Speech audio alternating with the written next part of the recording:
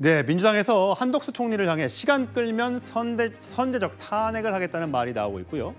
자, 쓰레기차 가고 분뇨차 오느냐? 이준석 의원의 목소리입니다.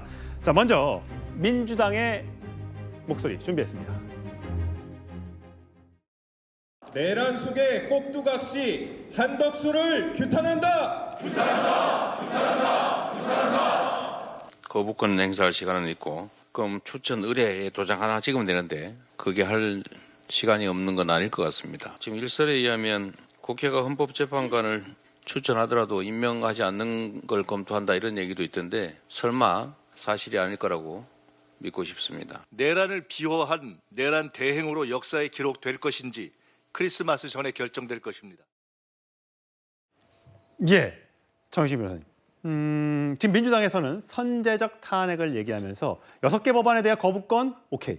하지만 김건희 여사 특검법이라든지 또 지금 헌법재판소장 인사청문회 뒤에 임명 3명에 대해서 임명하는 거 안 하면 탄핵하겠다라고 주장하고 있습니다. 어떻게 들으셨어요? 탄핵하고 선제적이라고 하는 것은요. 그 서로 용납될 수가 없는 겁니다. 왜냐하면 탄핵의 요건이 뭡니까? 탄핵의 개념이 뭡니까? 공무원이 고위공직자가 직무 집행 중에 위헌적인 또는 위법한 행위를 했을 때 그럴 때 이제 그 탄핵을 하는 건데 사후적으로. 그런데 아직 행위도 하기 전에 선제적으로 탄핵하겠다? 이진숙 방통위원장은 임명된 다음 날이나 그 탄핵을 했는데 지금은 아예 행동을 하기도 전에 탄핵하겠다? 이러니까 우리나라가 이 모양 된 거 아니었겠습니까? 이러니까 대통령이 계엄을 하겠다라고 그렇게 미스리드한 오판을 갖다가 할 수 있었던 거 아니겠습니까? 더 중요한 건 뭐냐면요. 한덕수 그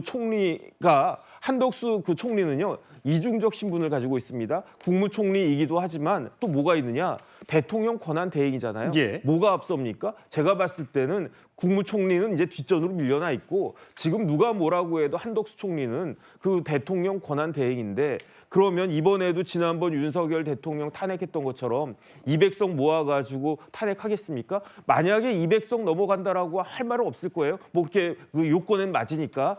하지만 190석, 뭐 195석 이 정도 딱 나왔다라고 했을 때 그러면 한덕수 대통령 권한 대행은 탄핵이 된 겁니까? 탄핵이 안 된 겁니까? 그거 가지고도 또 우리나라 더 혼란스러워질 거고요. 그렇겠죠. 그다음에 만약에 민주당은 이렇게 이야기할 거예요.